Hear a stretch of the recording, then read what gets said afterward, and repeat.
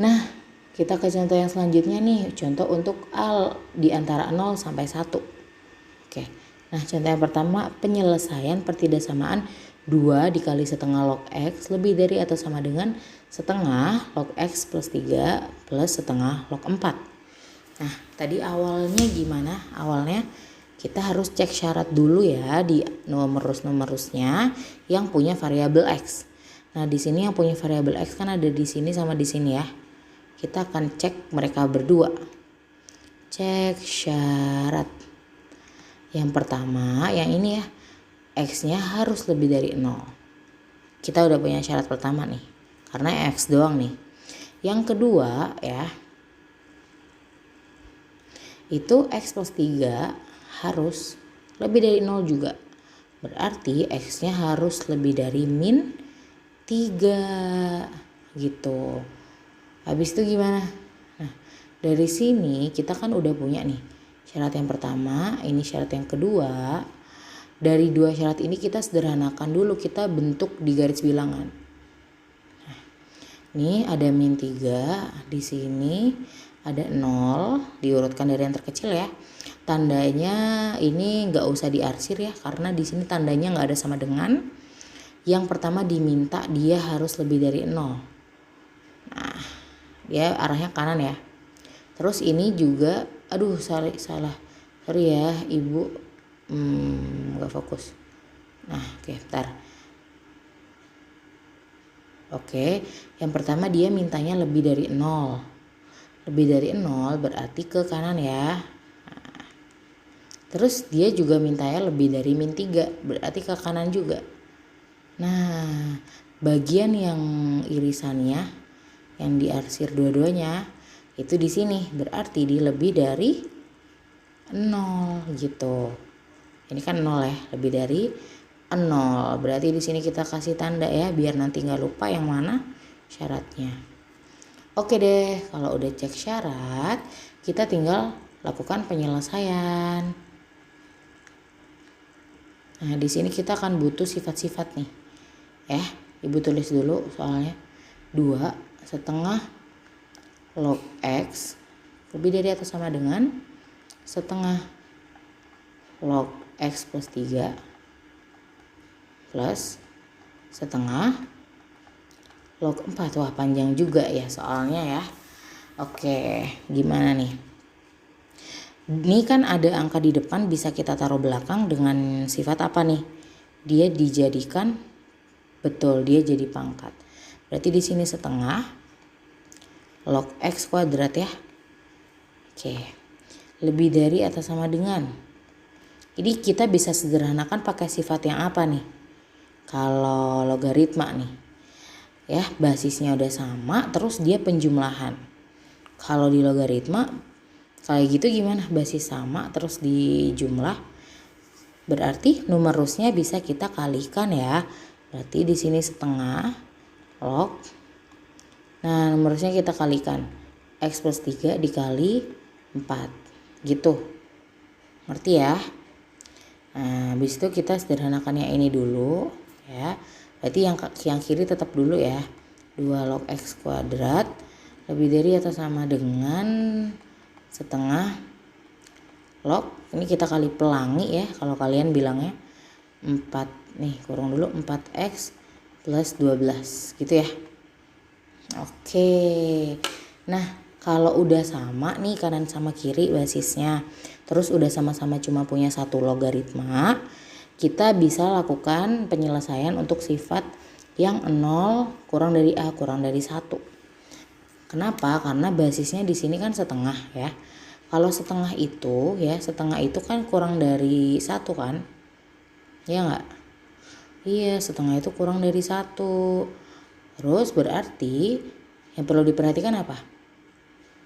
Betul, tandanya harus beda. Nanti tandanya berubah ya. Berarti di sini kita tulis aja numerusnya.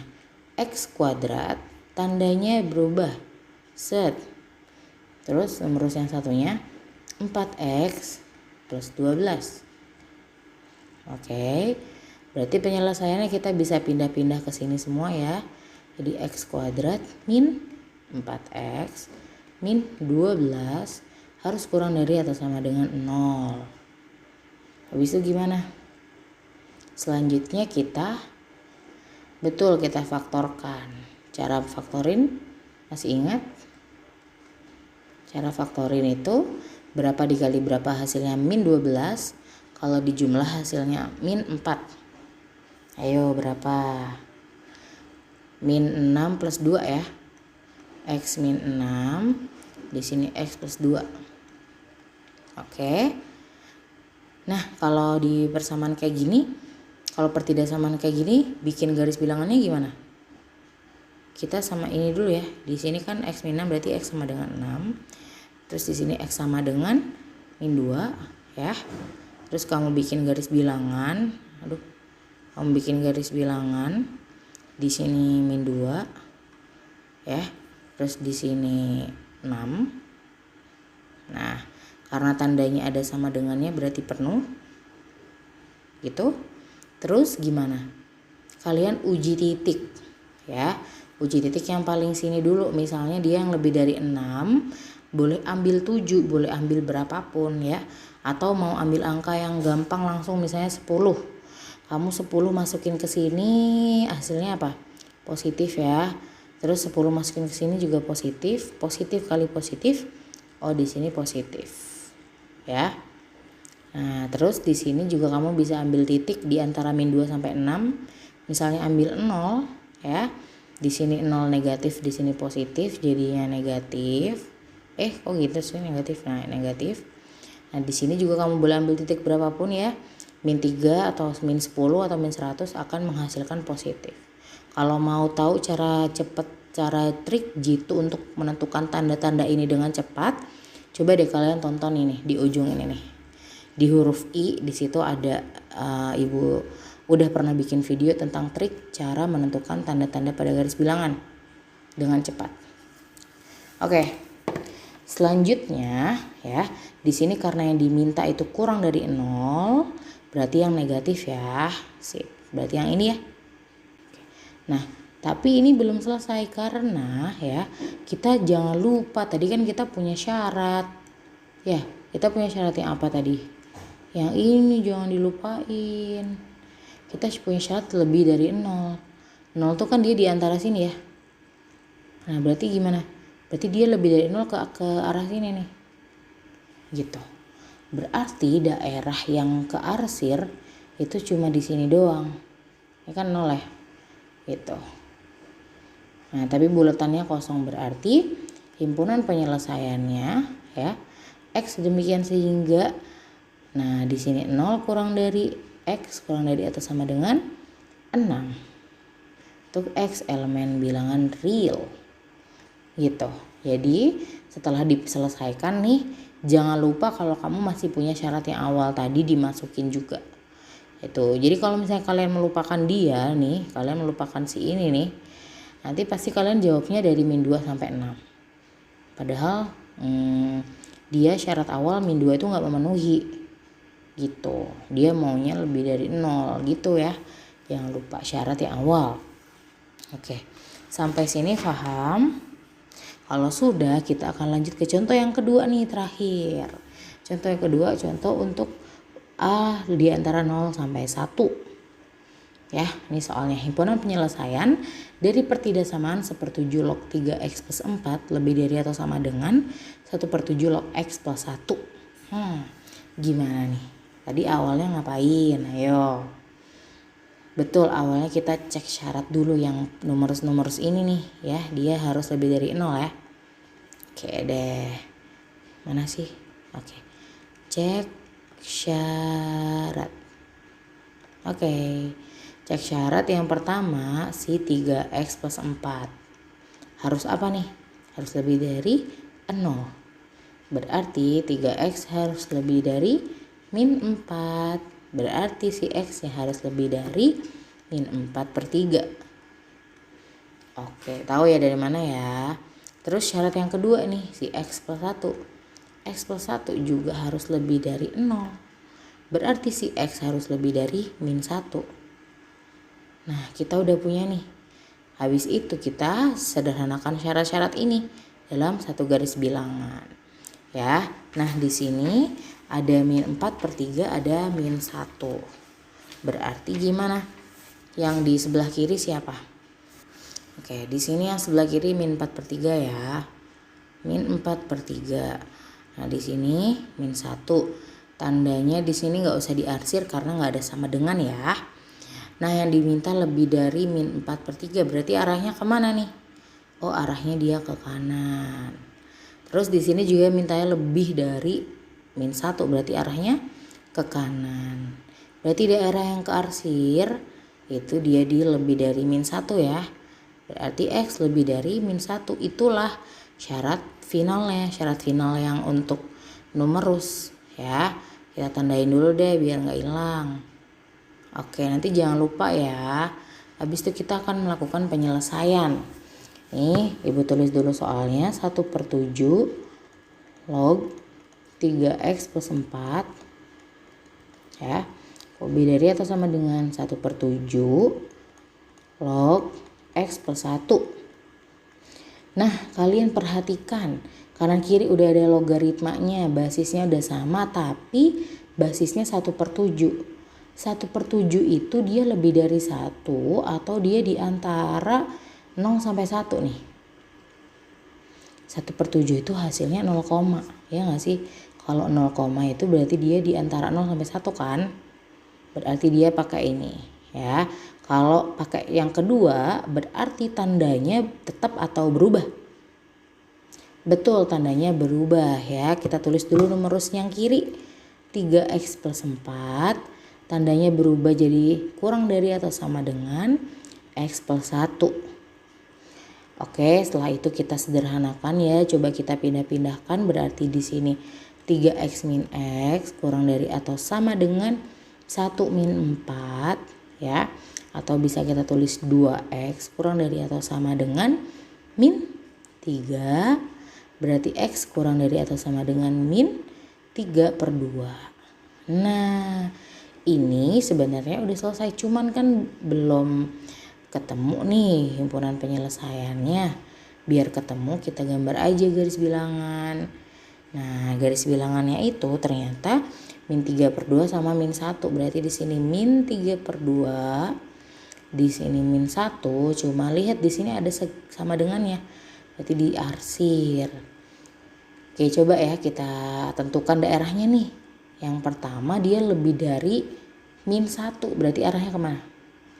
Arahnya ke kanan. Terus yang ini dia mintanya kurang dari min 3/2, berarti arahnya kemana? Dia arahnya ke kiri ya. Titiknya ada yang ketemu nggak? Nggak ada. Berarti sesuai sama garis bilangan ini, himpunan penyelesaiannya itu betul himpunan kosong. Jadi nggak ada nilai X yang memenuhi syarat-syarat ini, memenuhi penyelesaian ini gitu. Bagaimana, bisa dimengerti? Oke, semoga bisa difahami ya. Nah, di sini Ibu akan beri satu lagi contoh. Jadi di sini lebih ke penerapan konsep logaritma ya. Oke, penerapan konsep logaritma itu sebenarnya banyak banget bidang penerapannya. Ada geografi, ada kimia, fisika, biologi, listrik. Itu masuknya fisika ya. Terus apa lagi? Banyak deh pokoknya.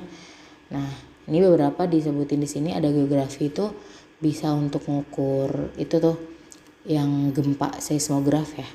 Nah, kalau ada bisa ngitung perkembangan virus ya, terus ngitung intensitas bunyi ya, banyak banget pokoknya. Nah, ada perpadatan penduduk dan lain sebagainya. Di sini akan Ibu kasih satu contoh ya. Di sini tentang bunga majemuk. Kalau bunga majemuk kemarin di eksponen juga ada ya. Nah, sebenarnya di sini juga ada gitu. Di logaritma juga sama. Cuma kasusnya di logaritma yang akan Ibu kasih contoh ini yang diketahui sama yang ditanyakan beda dengan ketika eksponen. Langsung aja ya, Ibu baca dulu soalnya. Laura memiliki tabungan di suatu bank jumlahnya 5 juta. Dengan bunga majemuknya 5% per tahun. Tentukan waktu yang diperlukan agar tabungan Laura nih jadi 2 kali lipat. 2 kali lipat itu jadi berapa? Kalau 2 kali lipat. Yang tadinya awalnya 5 juta nih, biar 2 kali lipat berarti jadi 10 juta kan. Nah, kalau di eksponen kemarin itu justru ditanya berapa lama nih Laura harus kalau di eksponen kemarin itu yang ditanyakan berapa sih tabungan Laura setelah berapa tahun nabung gitu. Jadi udah diketahui waktunya gitu ya, ditanya berapa tabungannya. Kalau di logaritma berarti yang ditanya kebalikannya, berapa lama nih gitu nabungnya. Ya kan, sama dengan konsep logaritma, karena logaritma itu kebalikan dari eksponen. Kalau pas eksponen ditanya berapa tabungannya, kalau logaritma ditanya berapa waktunya, berapa lama nih orang ini nabung gitu ya. Nah, di sini rumusnya untuk masalah pertumbuhan, PN sama dengan P0 1 plus B pangkat N.